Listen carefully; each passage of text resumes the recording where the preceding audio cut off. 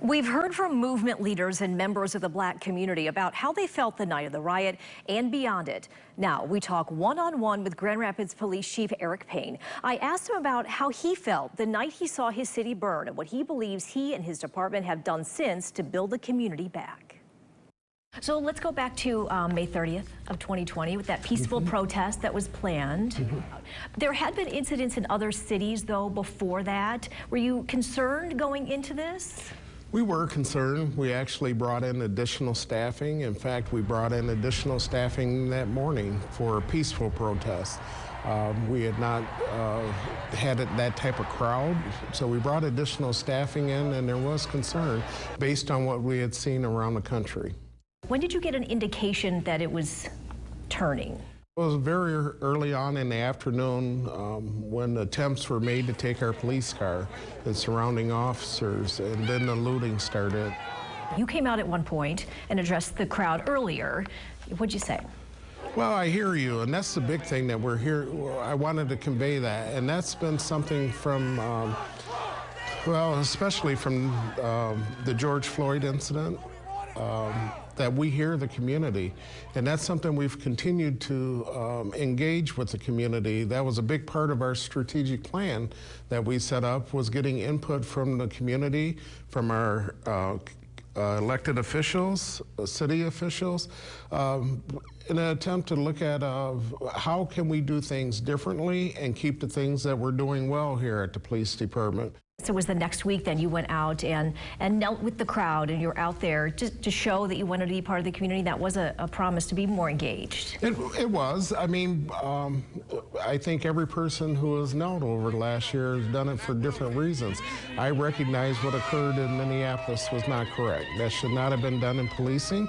I knew it then, and it's been affirmed by the conviction of Derek Chauvin for the murder of George Floyd, and that was the process that I had to work through. But from a tragedy, we have to learn from it, and part of it is the engagement with the community is one component of it. The important thing I wanted to convey then and now is that we're hearing from the community, and I can't continue to thank the men and women of the Grand Rapids Police Department for their dedication through difficult times and the job that they're doing. Operation Safe Neighborhood, that was an important part too. Some people are questioning having the helicopters sort of fly around and shining lights on that. They're saying that that doesn't help them feel safer. Well, we've also heard that it does. They recognized last year we had unprecedented number of homicides and violence that were occurring in the community. As part of our engagement, the strategic plan, we've been doing, I wouldn't call them scientific, but surveys of neighborhoods that's most affected by it.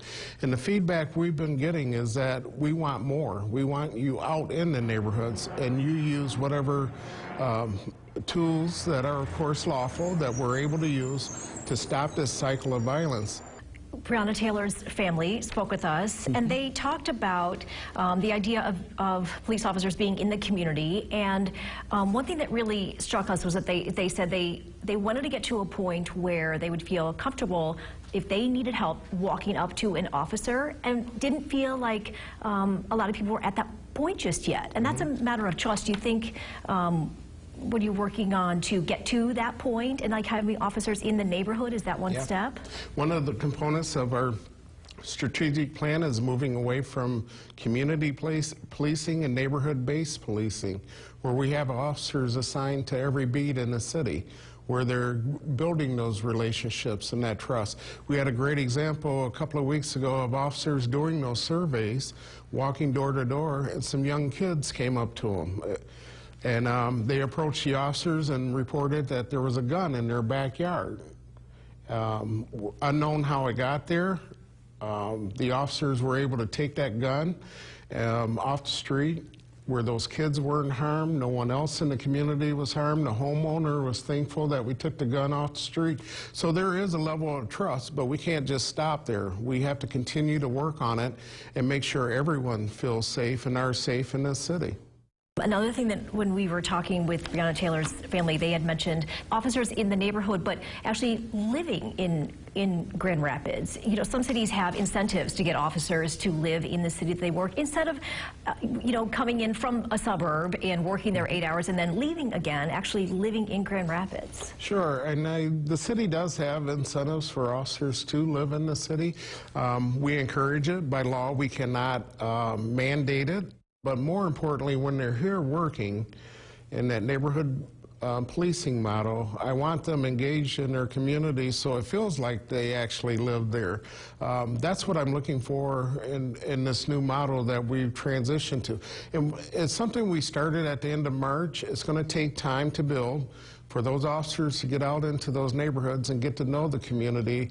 It's not like a light switch that we can turn off and on. Someone described it to me as more like a dimmer, and we have to continue to work on it to make sure these officers are known in those neighborhoods that they're policing. You are, as you mentioned, you know, very outspokenly supportive of your officers, and there was a little bit of controversy with your written statement, very sympathetic to the fact that the use of force by officers in recent incidents in any manner can be disturbing, but strongly that they exhibit tremendous restraint. Do you stand by that?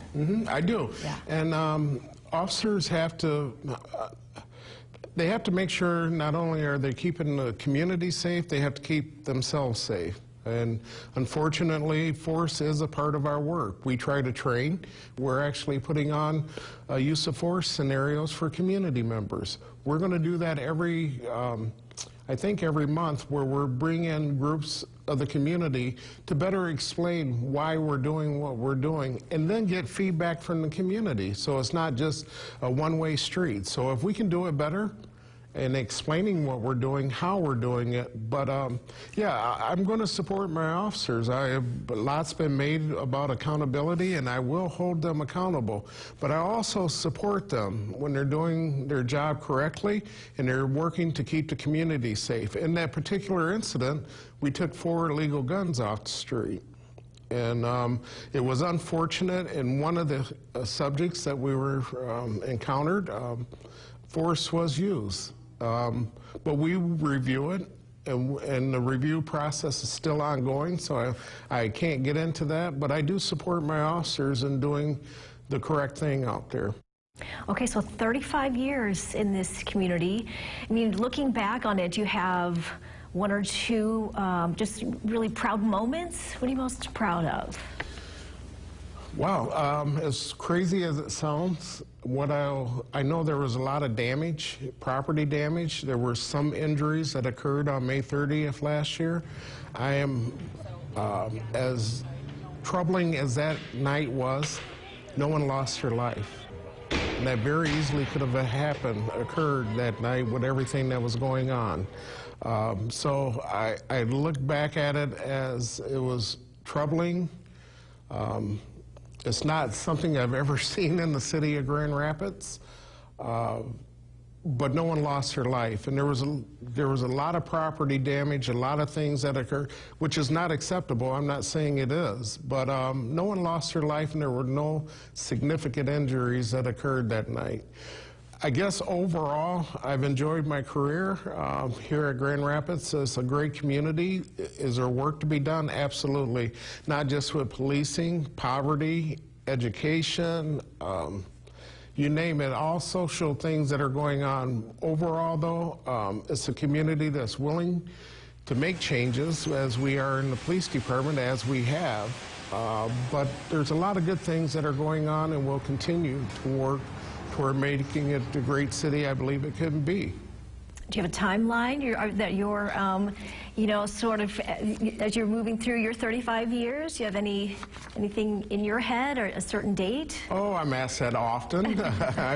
I'm in the twilight of my career, but I have no timeline. I have no set time or any date that's been fixed on the calendar that this is when I'm going to end. There's a lot of work to be done. I think we've accomplished a lot over the last year. This department is different than what it was a year ago, and we'll continue to work toward making it a better department than it already is.